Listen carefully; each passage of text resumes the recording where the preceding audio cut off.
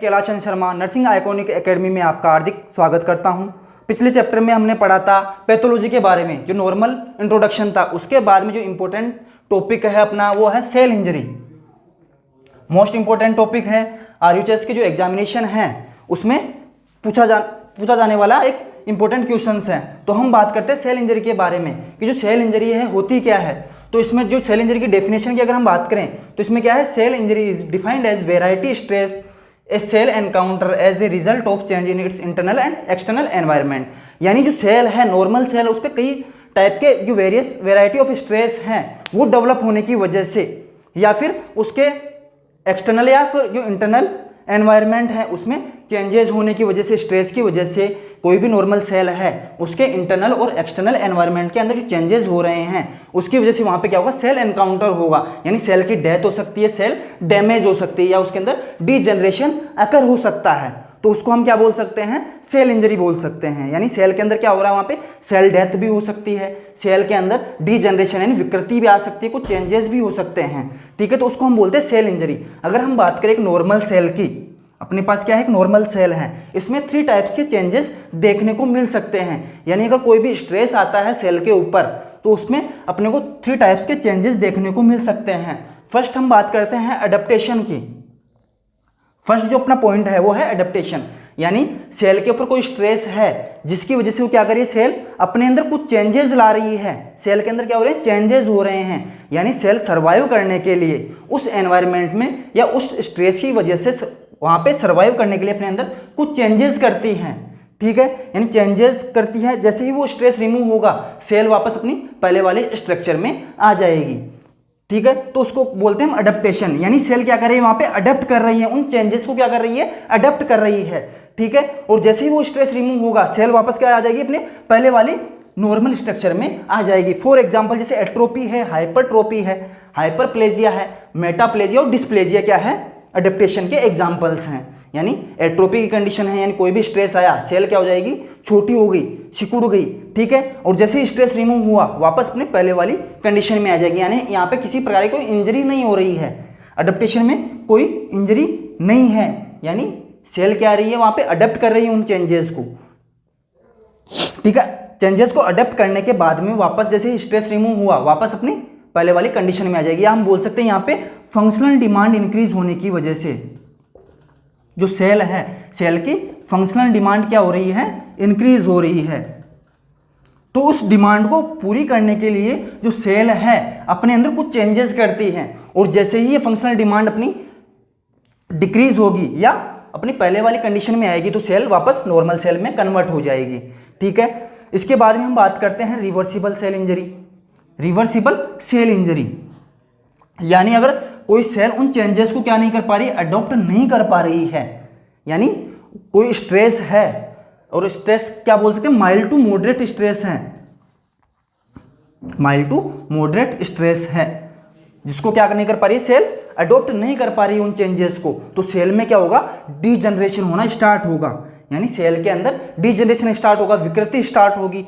ठीक है, और जो माइल्ड टू मॉडरेट स्ट्रेस है उसकी वजह से क्या होगा, सेल के अंदर एक्यूमुलेशन होगा। जो सेलुलर कंपोनेंट्स हैं, जैसे सेलुलर फ्लूइड्स है या जो अदर कंपोनेंट्स हैं, वहाँ पे क्या होगा, उनका एक्यूमुलेशन होगा। ठीक है, जिसकी वजह से सेल के अंदर क्या होगी, इंजरी होगी। और अगर वो स्ट्रेस वापस रिमूव होता है, उस स्ट्रेस को हम वापस रिमूव कर देते हैं, तो वहाँ पे क्या होगा, सेल वापस अपनी पहले वाली कंडीशन में आ जाएगी। रिपेयर और हीलिंग प्रोसेस के थ्रू, रिपेयर और हीलिंग प्रोसेस के थ्रू वापस क्या होगी, सेल अपनी पहले वाली कंडीशन में आ जाएगी। तो हम क्या बोल सकते हैं रिवर्सिबल सेल इंजरी को, यानी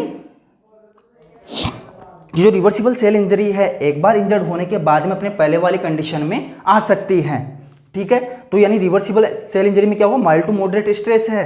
ठीक है, उसमें क्या होगा, डीजनरेशन होगा, विकृति आना स्टार्ट होगी। ठीक है, इंट्रासेलुलर एक्यूमुलेशन होगा, जो भी उसके कंपोनेंट्स हैं, इंट्रासेलुलर कंपोनेंट्स हैं या फ्लूइड्स वगैरह वो एक्यूमुलेट होंगे। और साथ ही जैसे ही हम उसको ट्रीट करते हैं, उसको स्ट्रेस को रिमूव करेंगे, तो रिपेयर और हीलिंग प्रोसेस के थ्रू सेल अपनी पहले वाली कंडीशन में आ जाएगी। इसको हम बोलते हैं रिवर्सिबल सेल इंजरी। नेक्स्ट अपना irreversible cell injury. Irreversible cell injury, अगर इरिवर्सिबल सेल इंजरी की हम बात करें तो इसमें क्या होता है, सेल अपनी पहले वाली कंडीशन में नहीं आ पाती है। क्यों नहीं आ पाती, क्योंकि यहाँ पे जो क्या होगा, स्ट्रेस होगा, सीवियर स्ट्रेस होगा, क्या होगा, सीवियर होगा और परसिस्टेंट होगा।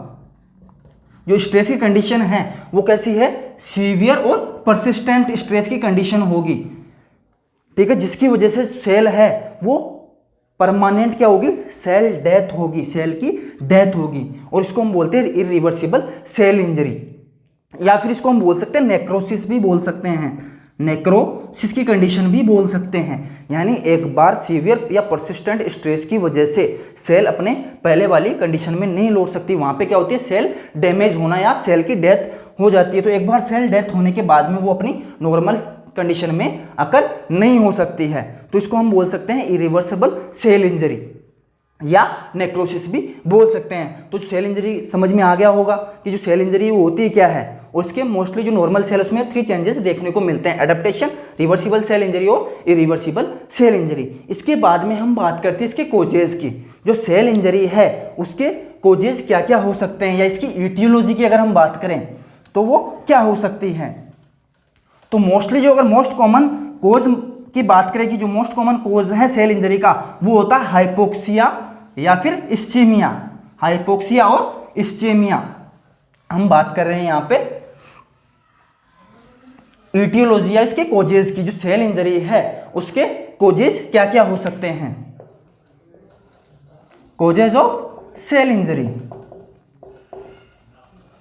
कोजेज ऑफ सेल इंजरी की अगर हम बात करें तो इसके कोजेज क्या क्या हो सकते हैं। अगर मोस्ट कॉमन कोज की हम बात करें तो वो होता है हाइपोक्सिया और इस्चीमिया। हाइपोक्सिया और इस्चीमिया मोस्ट कॉमन कोज हैं किसके, सेल इंजरी का, ठीक है। इसमें होता क्या है, हाइपोक्सिया और इस्चीमिया में क्या होगा, lack of O2, lack of O2 यानी जो ऑक्सीजन का लेवल है वो डिक्रीज होगा, कहाँ पे, ब्लड और टिश्यूज के अंदर। जो सेल्स है या टिश्यूज हैं वहाँ पे और ब्लड के अंदर क्या होगा, ऑक्सीजन का लेवल कम होने की वजह से वहाँ पे जो एटीपी जनरेशन है, एटीपी जनरेशन है यानी एनर्जी का जो प्रोडक्शन है वो क्या होगा, डिक्रीज होगा। एटीपी जनरेशन क्या होगा, डिक्रीज होगा, जिसकी वजह से वहाँ पे क्या होगा, सेल इंजर्ड हो सकती है, सेल के अंदर चेंजेस देखने को मिल सकते हैं। यानी क्या हो रहा है, लैक ऑफ ऑक्सीजन, यानी ऑक्सीजन की कमी हो रही है, जिसकी वजह से वहाँ पे क्या हो रहा है, एटीपी जनरेशन कम हो रहा है, उस वजह से क्या हो सकता है, वहाँ पे सेल के अंदर चेंजेस देखने को मिल सकते हैं, सेल के अंदर इंजरी हो सकती है। सेकेंड कोज की अगर हम बात करें, अगर फर्स्ट हो गया हाइपोक्सिया और इस्चीमिया जो मोस्ट कॉमन कोज है किसका, सेल इंजरी का। इसके बाद में सेकेंड कोज की अगर हम बात करें तो सेकेंड कोज क्या हो सकता है, कोई भी फिजिकल एजेंट्स हैं। फर्स्ट था हाइपोक्सिया और इस्चीमिया। सेकेंड कोज की अगर हम बात करें वो हो सकते हैं फिजिकल एजेंट्स। फिजिकल एजेंट्स की हम बात करें कि सेल इंजरी में फिजिकल एजेंट्स कैसे इंपॉर्टेंट है, कैसे हो सकता है, फिजिकल एजेंट्स के द्वारा सेल इंजर्ड कैसे हो सकती हैं। तो मैकेनिकल ट्रोमा है, मैकेनिकल ट्रोमा की कंडीशन है, यानी फॉर एग्जांपल रोड एक्सीडेंट्स वगैरह है, रोड एक्सीडेंट्स हैं वहां पे भी सेल इंजर्ड हो सकती है। या फिर थर्मल इंजरी है, थर्मल इंजरी है, थर्मल इंजरी में क्या, एक्सेसिव हीट और एक्सेसिव कोल्ड के संपर्क में आने पे भी सेल क्या हो सकती है, डैमेज हो सकती है। यानी कोल्ड और हीट, एक्सेसिव कोल्ड और हीट के संपर्क में आने से भी क्या हो सकती है, इंजरी हो सकती है। इसके अलावा क्या हो सकता है, इलेक्ट्रिसिटी इंजरी है, इलेक्ट्रिसिटी ट्रोमा है, यानी इलेक्ट्रिसिटी शॉक लगने की वजह से भी क्या हो सकती है, सेल इंजर्ड हो सकती है। नेक्स्ट हम बात करें रेडिएशन के संपर्क में आने की वजह से भी क्या हो सकती हैं, रेडिएशंस हैं जितने भी जो एक्स रेज हैं, गामा रेज हैं, अल्ट्रावायलेट रेज हैं, एक्स रेज और यूवी रेज हैं, जो क्या है, रेडिएशन है। अगर इनके संपर्क में भी आप आते हैं, इनके संपर्क में भी कोई इंडिविजुअल पर्सन आता है तो वहाँ पर उसके क्या हो सकती है, सेल डैमेज वगैरह हो सकती है, सेल के अंदर इंजरी हो सकती हैं। तो जो ये जितने भी पॉइंट है, कोजेज है, वो किसके अंदर इंक्लूड करते हैं, फिजिकल एजेंट्स के अंदर, यानी मैकेनिकल ट्रोमा हो सकती हैं। फॉर एग्जांपल रोड एक्सीडेंट है, थर्मल इंजरीज हैं, थर्मल ट्रोमा वो भी बोल सकते हैं, जैसे एक्सेसिव कोल्ड और हीट के संपर्क में आने से। इलेक्ट्रिसिटी ट्रोमा हो सकती है, यानी इलेक्ट्रिसिटी शॉक लगने की वजह से भी सेल इंजर्ड हो सकती है, या रेडिएशन के संपर्क में आने से भी क्या हो सकती है, सेल इंजरी हो सकती है। तो ये अपना जो सेकंड कोज है वो कौन सा हो गया, फिजिकल एजेंट्स। थर्ड हम बात करें केमिकल एजेंट्स की, थर्ड है केमिकल एजेंट्स। तो केमिकल एजेंट्स का मतलब क्या है, यहाँ पे कई प्रकार के जो केमिकल्स है, हार्मफुल केमिकल्स है बॉडी के लिए, जैसे आर्सेनिक वगैरह है, साइनाइड वगैरह है, पेस्टिसाइड्स हैं, इंसेक्टिसाइड्स हैं, उनको इनहेल करने पे भी क्या हो सकती है, सेल्स और टिश्यूज़ के अंदर इंजरी हो सकती है। यानी जितने भी जो पेस्टिसाइड्स हैं एग्रीकल्चर में हम यूज़ में लेते हैं नॉर्मली, जो किसान फैमिली है, एग्रीकल्चर से रिलेटेड जो फैमिलीज़ हैं जो खेती वगैरह करते हैं, वहाँ पे क्या यूज़ में लेते हैं, वो इंसेक्टिसाइड पेस्टिसाइड्स वगैरह यूज़ में लेते हैं, तो उनको इनहेल कर लेते हैं कई बार, अनजाने में कई बार उनको इनहेल करने की वजह से भी क्या हो सकती है, इंजरी हो सकती है, सेल इंजर हो सकती है। तो वो किस में इंक्लूड होगी, केमिकल एजेंट्स के रूप में। ठीक है, फोर्थ हम बात करें माइक्रोबियल एजेंट्स। माइक्रोबियल एजेंट्स, तो माइक्रोबियल एजेंट्स में क्या इंक्लूड करते हैं हम, सिंपल सी चीज़ें यहाँ पे। माइक्रोबियल एजेंट्स यानी जो भी सूक्ष्म जीव है, माइक्रो ऑर्गेनिजम्स हैं, जो बॉडी के लिए क्या है, हार्मफुल है, क्या है, हार्मफुल है, या पैथोजेंस हैं, डिजीज प्रोड्यूस करने वाले जो कारक हैं, जैसे बैक्टीरिया है। माइक्रोबियल एजेंट्स में बैक्टीरिया है, वेरियस टाइप्स की जो बैक्टीरिया है, चाहे वो ग्राम पॉजिटिव हो चाहे ग्राम नेगेटिव हो, या फिर वायरसेज हैं, वायरसेज भी कई प्रकार के हो सकते हैं, डीएनए या आरएनए वायरसेज हो सकते हैं। इसके अलावा कई प्रकार के जो पैरासाइट्स हैं उसके थ्रू भी क्या हो सकता है, सेल के अंदर डीजनरेशन अकर हो सकता है या सेल इंजरी हो सकती है। यानी ये जितने भी जो माइक्रोबियल एजेंट्स हैं, बैक्टीरिया, वायरस, पैरासाइट्स हैं, वो क्या कर सकते हैं, सेल को इंजर कर सकते हैं और अपनी बॉडी में क्या कर सकते हैं, इन्फेक्शियस कंडीशन प्रोड्यूस कर सकते हैं। नेक्स्ट हम बात करते हैं इम्यूनोलॉजिकल एजेंट्स।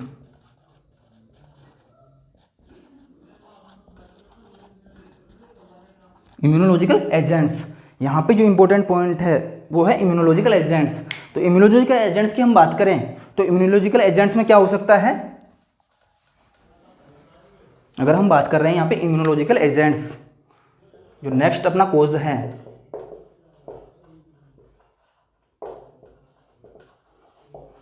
तो इम्यूनोलॉजिकल एजेंट्स के अंदर जैसे हाइपर सेंसिटिविटी रिएक्शंस हैं, हाइपर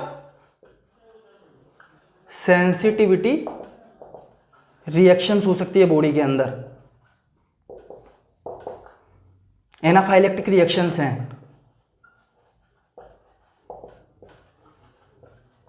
और ऑटो इम्यून डिजीजेज हैं। ये क्या कोज कर सकती है, सेल को डैमेज कर सकती है, ऑटो इम्यून डिजीजेज।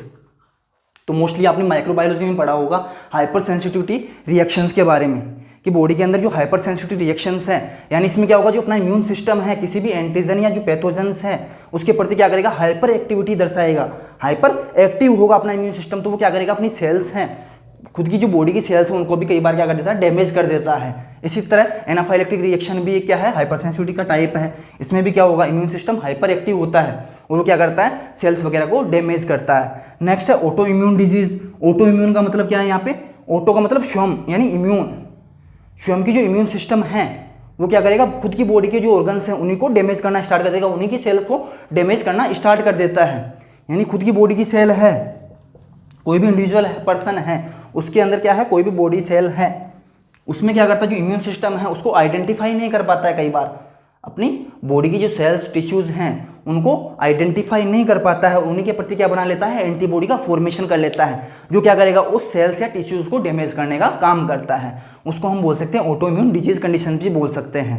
यानी ऑटो इम्यूनिटी स्वयं के जो सेल्स हैं, ऑर्गन्स हैं, टिश्यूज़ हैं, उनके प्रति क्या बना रहे हैं, एंटीबॉडी का फॉर्मेशन करें, उनको डैमेज करने का काम कर रहा है, तो उसको हम बोल सकते हैं ऑटो इम्यून डिजीज कंडीशंस बोल सकते हैं। तो ये किस में इंक्लूड होंगे, इम्यूनोलॉजिकल एजेंट्स के अंदर। ठीक है, इसके बाद में नेक्स्ट हम बात करते हैं न्यूट्रिशनल फैक्टर्स या न्यूट्रिशनल एजेंट्स।